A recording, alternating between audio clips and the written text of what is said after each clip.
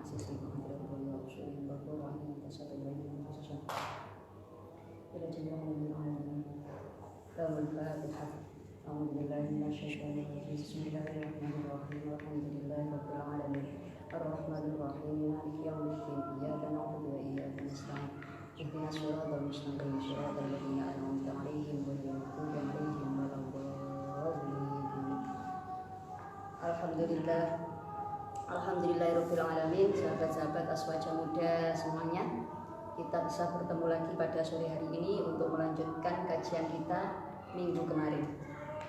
Kan somawan nggih. Qala musannif rahimahullahu taala wa nafa'ana bihi wa bi ulumi dzikrihi amin. Bismillahirrahmanirrahim. Wa qad jaa'a anna husnul khuluqi dhahaba bi khairid dunya wal akhirah. Seperti yang sudah diterangkan minggu kemarin dalam ayat Al-Quran wa ashiruhunna bil ma'ruf, bahwa sebagai seorang laki-laki maka wajib hukumnya untuk menjadi suami yang baik bagi istrinya dan menjadi ayah yang baik bagi anak-anaknya. Dan seorang suami diharapkan untuk menerima kekurangan istrinya dengan sabar, bersyukur, dan selalu mendoakan istrinya. Dimana laki-laki yang seperti ini, yang mau menerima kekurangan istrinya, yang mau bersabar, itu dikatakan di sini waqad jaa'a anna husnul khuluqi dhahaba bi khairid dunya wal akhirah. Laki-laki yang seperti itu, suami yang seperti itu adalah laki-laki yang mempunyai akhlak mulia. Di mana akhlak mulia ini nanti bisa mendatangkan kebahagiaan dunia dan akhirat.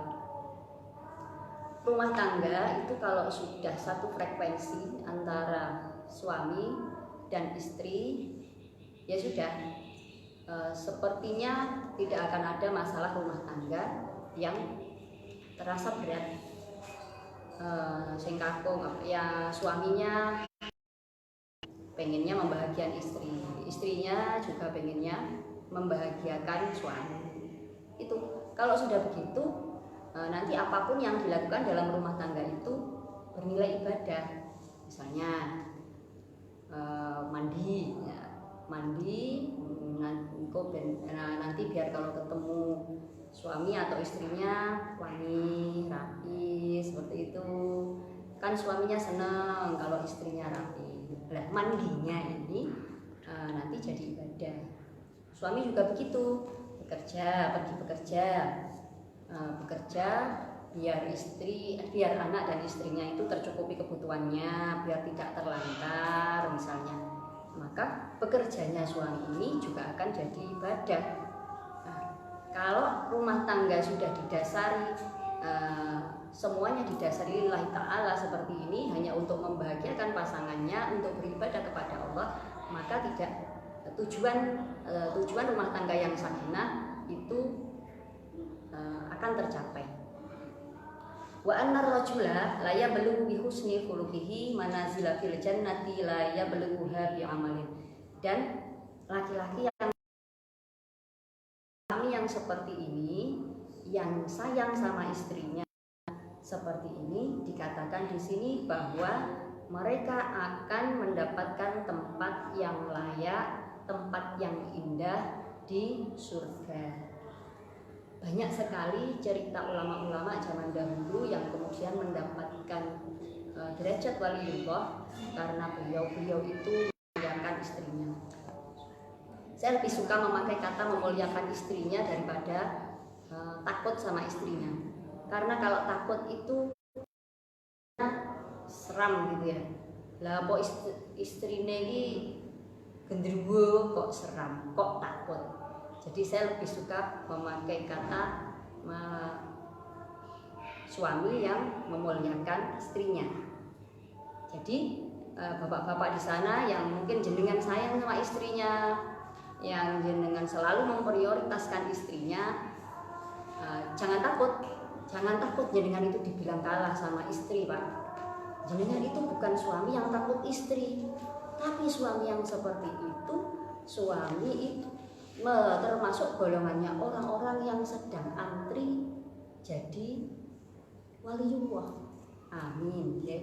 Pokoknya jenengan ikhlas, jenengan sabar, qanaah, syukur ya, dan selalu husnudzon bahwa bahwa kekurangan istri jenengan ini dibaliknya pasti ada kebaikan yang dimilikinya. Di sini lafadznya an-rajula, gitu. Di sini lafadznya an-rajula. Tapi tidak menutup kemungkinan kalau ini, karena ini dari kemarin itu kita masih membahas tentang kewajiban seorang suami. Tapi tidak menutup kemungkinan juga kalau lafadznya ini kita balik, annal mar'ata la tublughu bi husni khuluqiha manazila fil jannati, bahwa kalau suami yang baik itu dijamin surga, sebaliknya istri yang baik dan istri yang taat kepada suaminya juga dijamin surga oleh Allah. Nah, ngaten pun to Pak, bojone ini siji deman-deman, disayang-sayang, diopeni sing apik. Satu itu wis gantek-entek habis bahannya.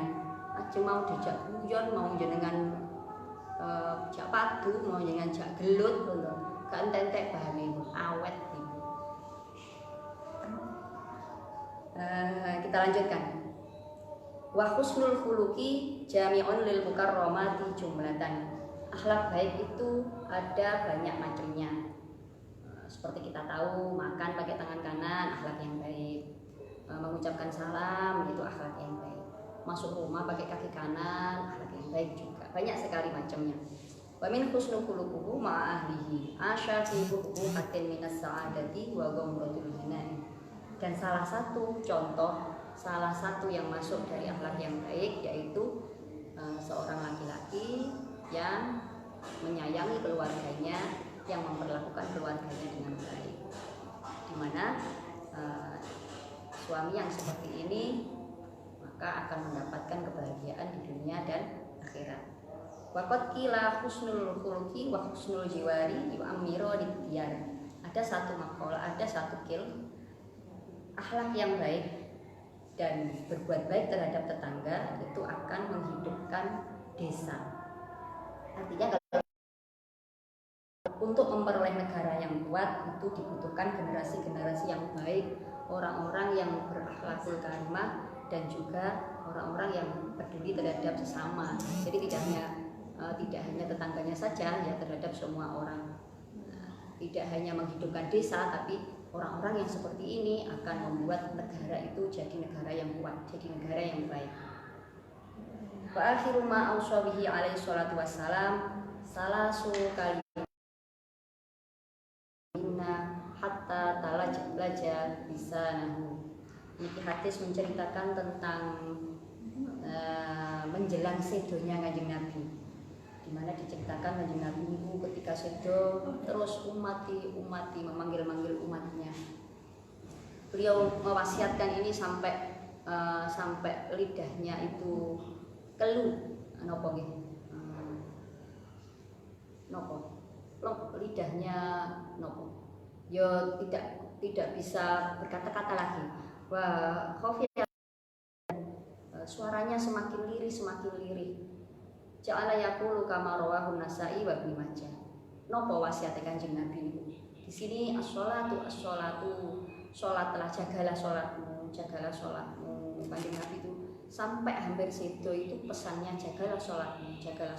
Salatmu ku anfusikum wa ahlikum naro. Kalau di Quran, sholatmu dijaga, sholat keluargamu, sholat istrimu, anak-anakmu dijaga semuanya.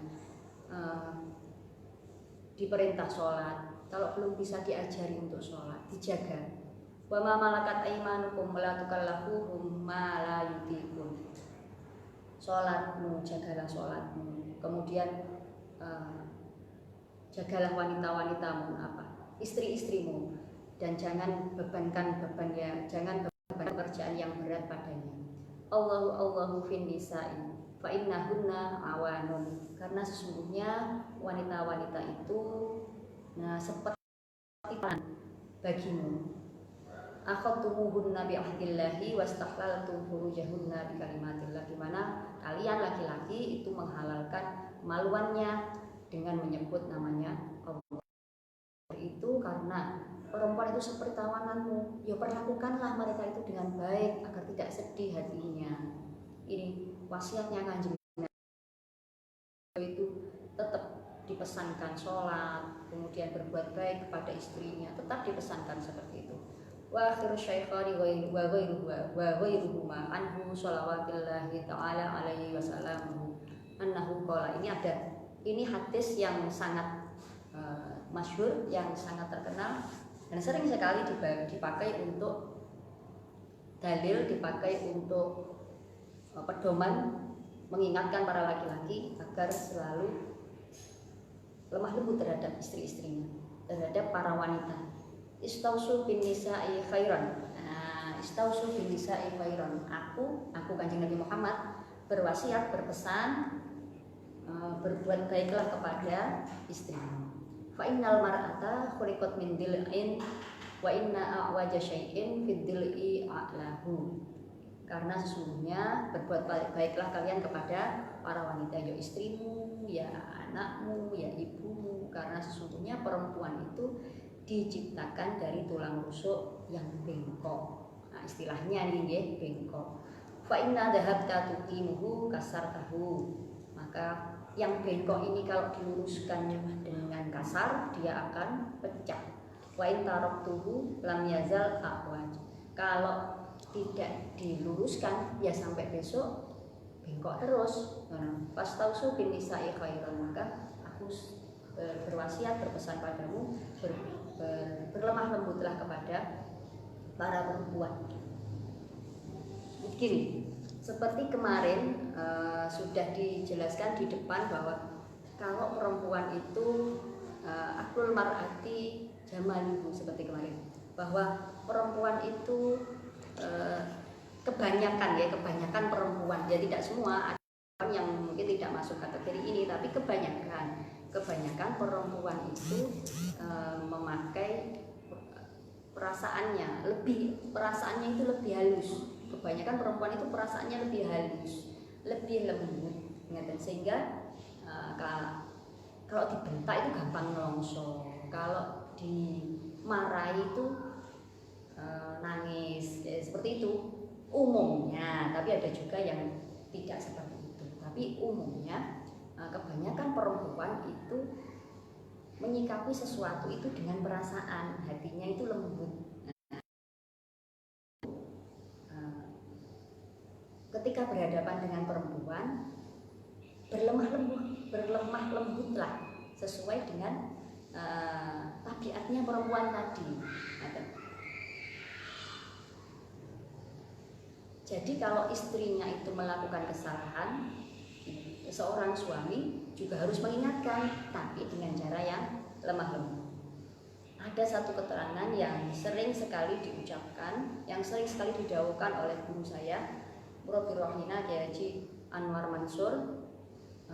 Tidak termasuk tidak sempurna iman seseorang jika yang tua, yang kuat itu tidak menyayangi terhadap yang lemah, tidak menyayangi pada yang muda, dan yang muda tidak menghormati kepada yang tua.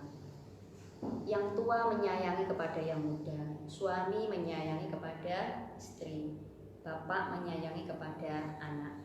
Salah satu tanda sayang itu adalah kalau istrinya, kalau anaknya itu melakukan kesalahan, diingatkan.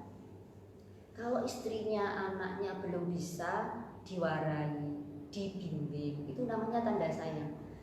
Nah, kalau sudah tidak sayang, pasti ya tidak mau mengingatkan. Karena orang itu kalau sayang pasti eman-eman, mesak nih, eman-eman kalau bojoku nanti kecemplung neraka. Nah kan gitu. Akhirnya kalau salah ya diingatkan bagaimana caranya agar tidak terjerumus. Nah, tapi cara mengingatkannya pun harus lemah lembut.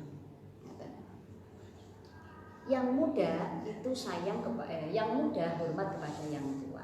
Hormat itu artinya ketika diingatkan, ya jangan gampang tersinggung. Kalau diingatkan, jangan gampang marah. Karena mengingatkan itu berarti suami, berarti bapak itu masih peduli, masih sayang sama kita. Kalau sudah tidak sayang, ya dijarne, nggak bakal diingatkan. Jadi ada hubungan timbal balik antara dalam rumah tangga itu ada hubungan timbal balik antara laki-laki dan perempuan, harus seimbang. Kalau salah suaminya mengingatkan, istrinya ya jangan tersinggung. Sebaliknya, walaupun lafaz hadis di sini hitopnya adalah bin nisa'i, tapi dalam kenyataannya, dalam dunia nyata rumah tangga harus ada keseimbangan. Karena yang berbuat salah tentu tidak hanya perempuan saja, laki-laki pun, suami pun pasti juga pernah berbuat salah. Nah, ketika suami berbuat salah, kewajiban istrinya untuk mengingatkan.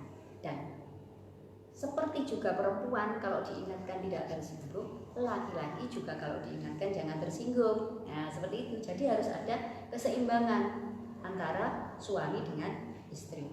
Ditakoni, hukum belum? Loh, sudah sore loh, sholat maghrib dan sholat. Marah suami. Mah, sampai ini wajib. Jangan mengingatkan terus ya. Saya itu sudah tahu sholat itu waktunya kapan, sudah tahu.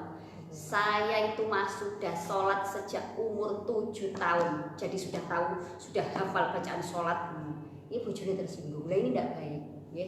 Jadi kalau diingatkan ya jangan tersinggung. Kalau salah diingat. Kalau ada suami atau istri yang salah, satu pihak mengingatkan. Lah yang juga jangan mudah tersinggung. Nah, jadi dalam rumah tangga itu harus ada keseimbangan antara laki-laki dan perempuan, harus saling mengisi, harus saling mengingatkan, harus saling melengkapi. Nah, sepertinya itu dulu materi kita pada sore hari ini, bisa kita lanjutkan minggu depan. Nah, kita simpulkan ada beberapa poin yang bisa kita tarik dari materi kita minggu kemarin sampai hari ini ya. Poinnya, poin pertama bahwa laki-laki sebagai seorang laki-laki wajib hukumnya berbuat baik, menyayangi istrinya dan keluarganya. Poin yang kedua bahwa setiap rumah tangga tidak ada yang terlepas dari masalah. Tidak ada rumah tangga yang tidak diwarnai dengan perbedaan. Pasti ada perbedaan antara laki-laki dan suami. Oleh karena itu harus dikelola dengan baik agar kekurangan dan kelebihan pasangan itu bisa diterima dengan penuh rasa syukur dan selalu berpositif thinking. Poin yang ketiga, suami yang baik akan dijanjikan surga oleh Allah, dan sebaliknya istri yang baik juga pasti akan oleh Allah. Poin yang keempat bahwa dalam suatu rumah tangga harus ada keseimbangan, saling mengingatkan, saling melengkapi. Nah, karena semua orang pasti pernah melakukan kesalahan. Jadi sebagai suami harus mau mengingatkan istrinya, sebagai istri jangan terlalu mudah tersinggung ketika diingatkan. Begitu juga sebaliknya, ketika suami melakukan kesalahan, istri mengingatkan. Ketika diingatkan, suami juga jangan gampang baper. Nah, dengan begitu, insya Allah rumah tangga ini akan adem, ayem, tentrem, koyok judul rumah makan. Sakinah, mawaddah, warahmah. Amin. Cukup sekian materi kita pada sore hari ini, kita lanjutkan minggu depan. Semoga apa yang saya sampaikan bisa benar-benar memberikan manfaat dan mendapatkan ridha Allah Subhanahu wa taala. Wabillahi taufiq wal hidayah. Kurang lebihnya mohon maaf. Di sana gunung, di sini gunung, di tengah-tengah pohon kelapa. Jangan gundah dan jangan bingung. Tetap di sini di Aswaja Muda. Assalamualaikum warahmatullahi wabarakatuh.